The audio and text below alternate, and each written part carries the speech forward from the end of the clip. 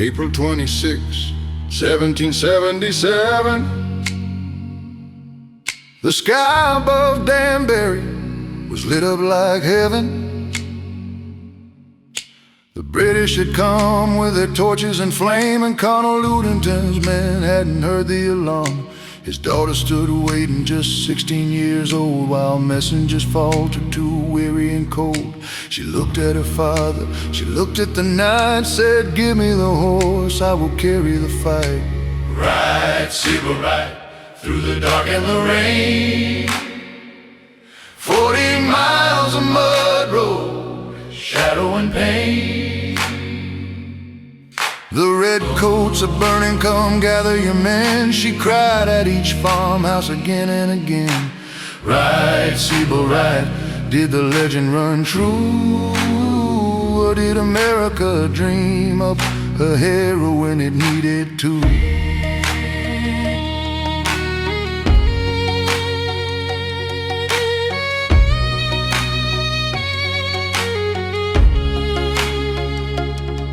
Through Carmel and Mahopac, Stormville and more, she beat on the shutters and pounded each door.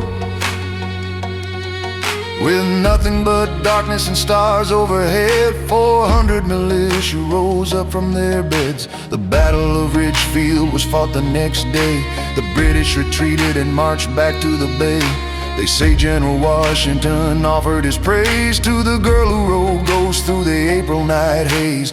Ride, Sybil, ride, through the dark and the rain. 40 miles of mud road, shadow and pain. 7 years on, the war finally done. She laid down her legend and started to run. A life in the quiet. At 23 years, young Sybil Ludington would start anew. 1784, Edmund Ogden, her man, she traded her midnight ride for a quieter plan. And in 86 came a son, Henry, born, a family from the ashes of a nation once torn. Her own letters never mentioned the road. No newspaper printed the weight that she rode. The story came later, a century gone, but the hoofbeats of Sybil just kept riding on. Maybe that's the truth of it all. A nation needs heroes or a nation will fall. And a girl in the darkness on a horse in the rain is the kind of soul freedom will always reclaim.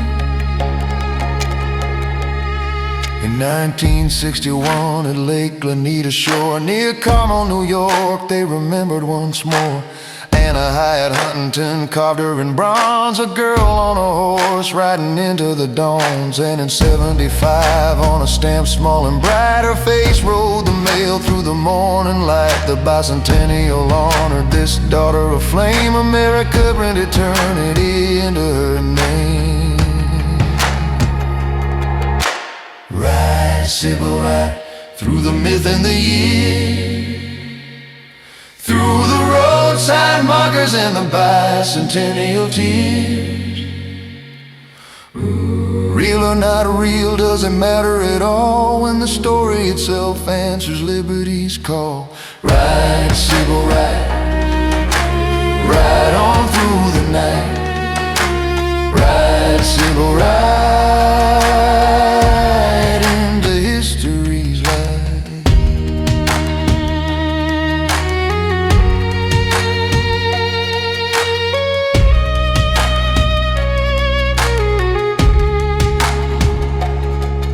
She died in Unadilla, 1839.